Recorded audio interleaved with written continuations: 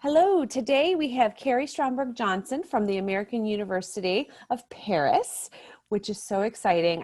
Kari and I were just chatting, and I said one of the silver linings of this crazy time is that we've been able to meet with admission reps from some really incredible international universities, and this is one of them. So I am excited that you're here today to chat with me, Kari. So without further ado, I will let you take it from here. Great, thank you so much. It's such a nice opportunity to be here. I'm going to go through a quick presentation just about AUP to introduce you to what may be something a little bit different and a little bit new. So AUP is a four-year institution. We teach in English. You get a US degree with us, but we are, of course, located in Paris. So absolutely a liberal arts school. And I think it surprises a lot of people to see our breakdown. So we're about 50% US students. I always tell people that that's a little bit of a misnomer just because so many of our students are dual citizen holders or they've grown up in the US, but their parents are from somewhere else. Definitely third culture kids and absolutely global explorers. But we have a really good portion of our population as well who's maybe been aching to get out of somewhere really internationally involved and excited, but hasn't quite had that opportunity yet. And so we have a really nice mix of students at AUP. We have a lot of our population is coming from the continental Europe, so that's going to be about 30%, and then 20% from the rest of the world. These are our academic majors. So we have 26 majors at AUP, so definitely a sleek and kind of pared down opportunities. We're not a school with 300 majors, and we specialize in liberal arts, and everything comes from an international perspective. So even within your film studies course or your computer science courses or business courses, everything will come from an international perspective just by nature of who is in the classroom with you. So you may be two American students, for example, in a classroom, and then students from all over the world with you, and of course their perspectives are going to be different of the course material just based on where they're from. And so our largest majors are going to be international and comparative politics, international business administration, and global communications. So not a big surprise given that everything is kind of more international in focus. I do have to say that I love that you use the term sleek. Oh, good. That's like perfect. It's a positive. It's very Yeah. sleek. Great. We know exactly what we want to do. That's right.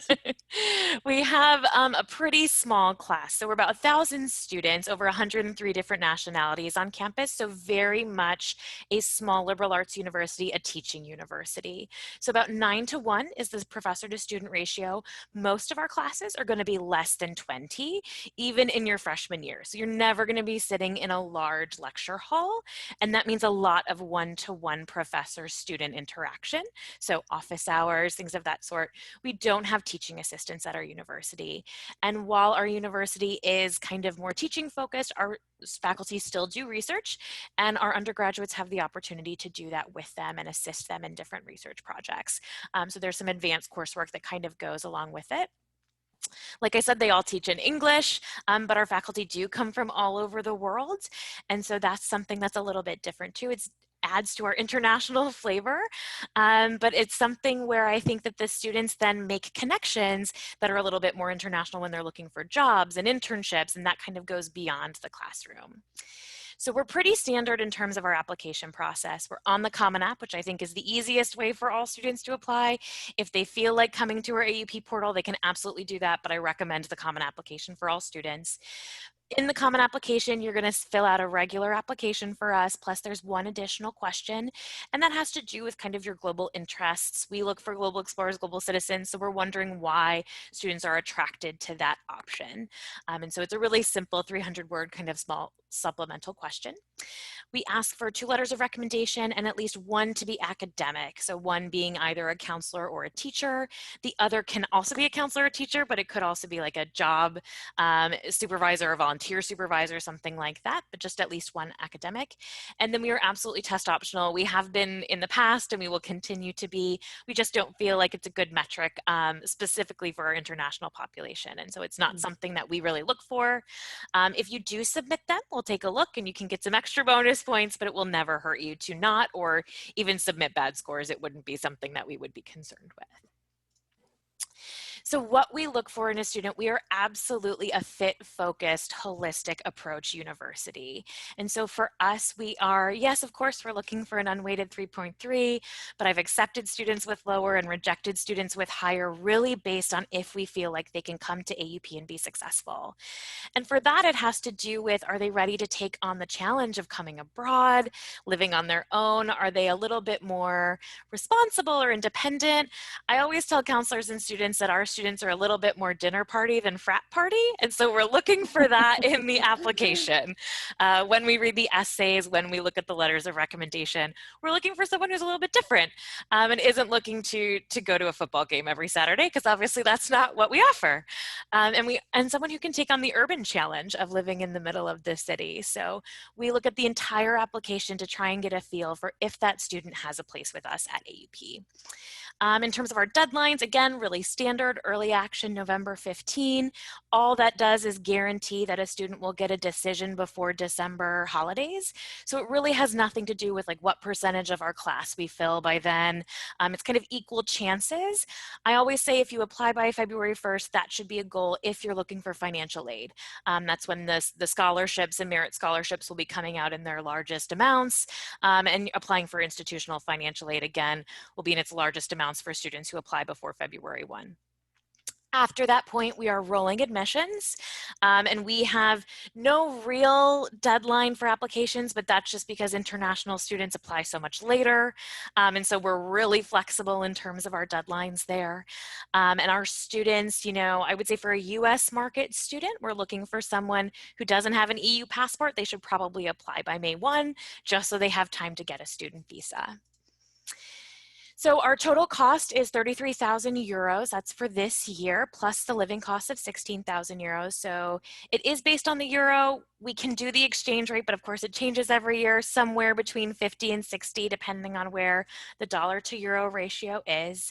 And we do, like I said, have financial aid, and those awards range from 30 to 50%. And we have about a third of our students who are on some form of financial aid at AUP. Oops, went backwards a slide there. Okay, so I want to talk about kind of what's different in this COVID time, because I know that a lot of students have questions and desires to know what we're doing and what's a little bit different for them. So for us, we're absolutely being flexible in our transfer credit acceptances. So for the spring 2020 semester, and maybe even for the fall 2020 semester, depending on what that high school or college is doing, we will look at credit or pass-fail grades. And so that's something that we're accepting. And we're also accepting students who are a little bit further on in their education.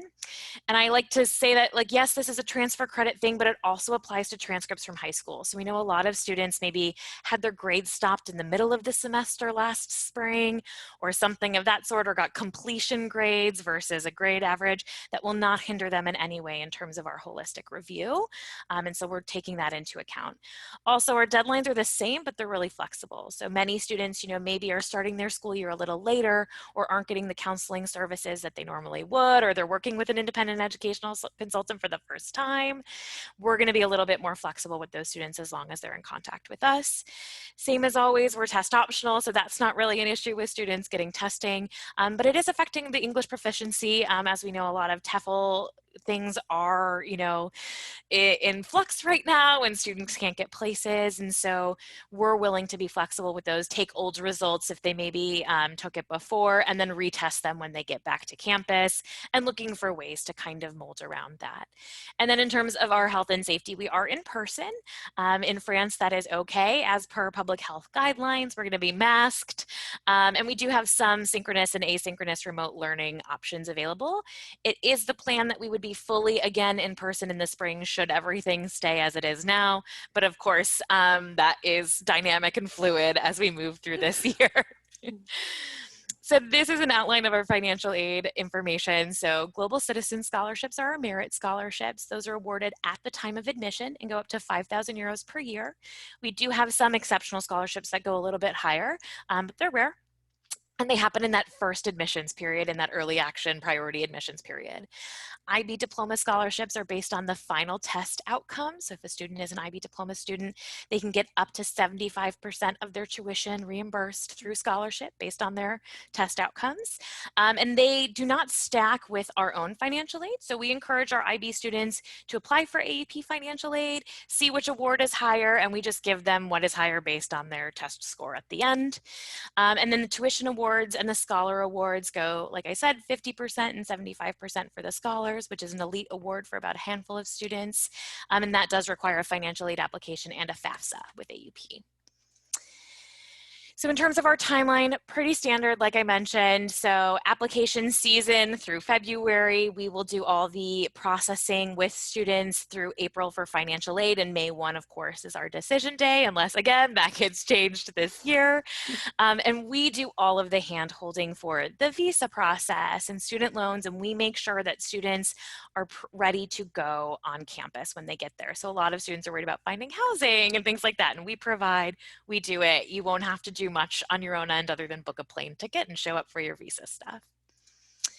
So we are located in the 7th arrondissement, which is right between the Eiffel Tower and Les Invalides. So these are our buildings. I'm going to go kind of quickly through our buildings. They're just kind of pictures, but we're pretty close all together. So the Champ de Mars is kind of what we say is our green or our campus quad, because we don't have one, but it is an urban campus located in the center of Paris, but it's pretty compact. I would say about 10 minutes of a slow walk from one end of campus to the other. So it's even smaller than some of your larger US campuses. We don't have any cafeteria on campus, though we do have a cafe, which you just saw. So students are responsible for cooking for themselves, but we do provide housing.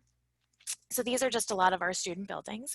And then our housing is really varied. We have residence hall options, we have homestay options, we have apartment options, and though in their first year, students are guaranteed to get housing through AUP. So we provide that. They don't need to do it their first year. After that point, they can stay with us, or they can use our housing office to find an apartment. So that kind of helps them through that transition, and they don't have to work with a French landlord for their first year, which is its own kind of bureaucratic issue. We have lots of clubs on campus, so we have open mic nights and all of those things that come with an American education and our hallmarks of that, which don't always exist in, kind of an international sphere. So we have just like an academic resource center, and we have tutoring, and those things are the same in American education as they would be with us. But we also offer study trips. I think this is kind of the hallmark of what people want when they come abroad. And so those can be small programs for just a weekend away, let's say at the Strasbourg Christmas markets, or they could be a 2-week session in India about sustainability and marketing. So there's lots of different options. Some are faculty led and some are a little bit more casual. We also have sports on campus. They're a little bit more limited. So basketball and men's futsal, which is what I've been told is indoor soccer on not turf, so just on flat ground. And then equestrian, we have jumping dressage, and I think they had something called hunt this year. I don't know much about equestrian. So, and then we have a women's volleyball team. And all of these things really change with our student body and their interests. We have a career and internship office on campus, and these are some examples of all of the organizations that our students have done internships with. And so they range from fashion to communications to arts. They can get credit for those internships, and they start working with our internship office from their freshman year. So that means resume help, LinkedIn profile help, even interview skills. We kind of guide them along the way. And we have an internship portal where they can find internships with us. So in Paris, around the world, and get credit for those things as they move towards a career. 94% of our alumni are employed within a year or in graduate school. And so a lot of our students take advantage of those professor relationships in the small classes to find their graduate school or to find their career path afterwards. And so a lot of our students have utilized those resources. And then this is my information. You can follow the QR codes. The one in blue is for our Instagram if you're interested. We have a lot of school students who take over for us on a regular basis. You can see what it's like to be a student. And then the red QR code is our website, which has more information.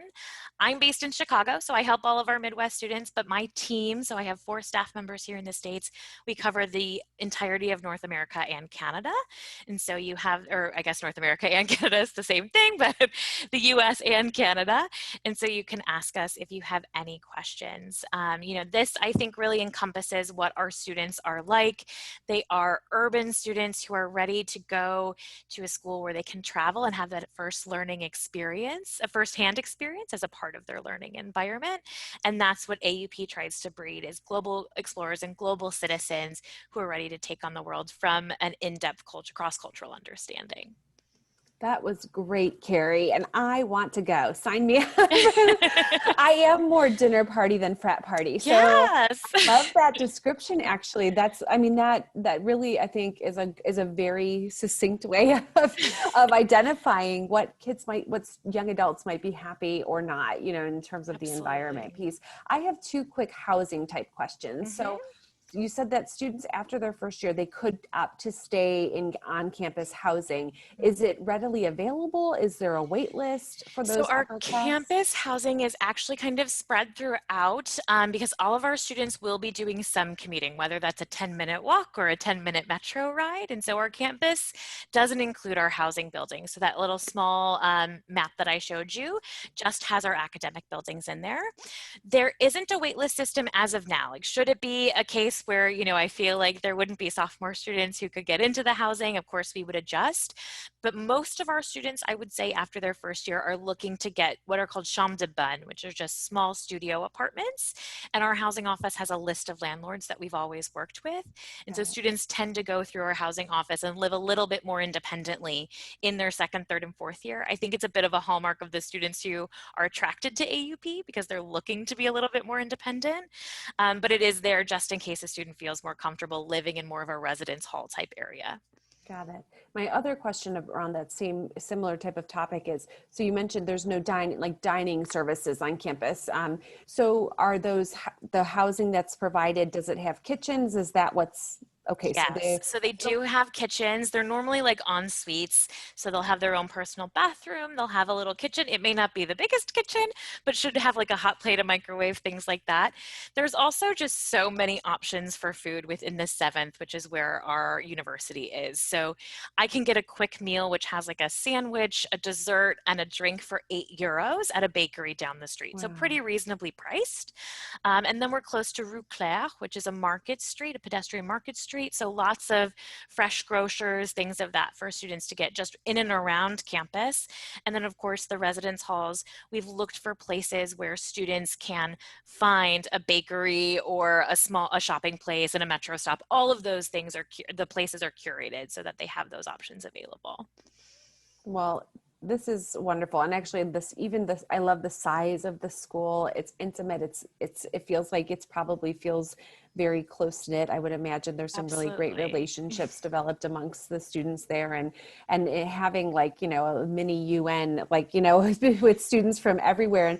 And I love, and I work a lot with global nomads, and I work a lot with third culture kids. And so I could see that being a comfortable space where you've got this mixing of people from all over the world, which is amazing. So do you have many students looking at AUP from the United World Colleges? We do. So the United World Colleges, and if you look at like any of the American schools abroad or the British schools abroad where they've lived in these kind of melting pot or salad bowl, schools, that's what those students are looking to continue in their college education. And so it definitely attracts that type of student. Awesome. Well, thank you again for sharing so much, and the visuals were great. I truly, I'm wishing I was back at college going age so that I could explore this as an option. However, I do have a daughter. When I saw your list of places where students have worked or done their internships or job shadowings or whatever, and I saw Chanel, my daughter, for her biography project, did Coco Chanel. It's her dream to live in Paris someday. So we'll see what happens. Absolutely. Let me know. maybe reaching back out to you in a handful of years. So, but Kari, thank you so much. This was great. I loved hearing more about the school. And if anyone has questions, please don't hesitate to reach out to Kari. And her team, I'm sure they're equally as lovely and generous with their time and information as Kari is. So thank you so much, Kari. I appreciate it. Thank you. Thank you for having me. You're welcome.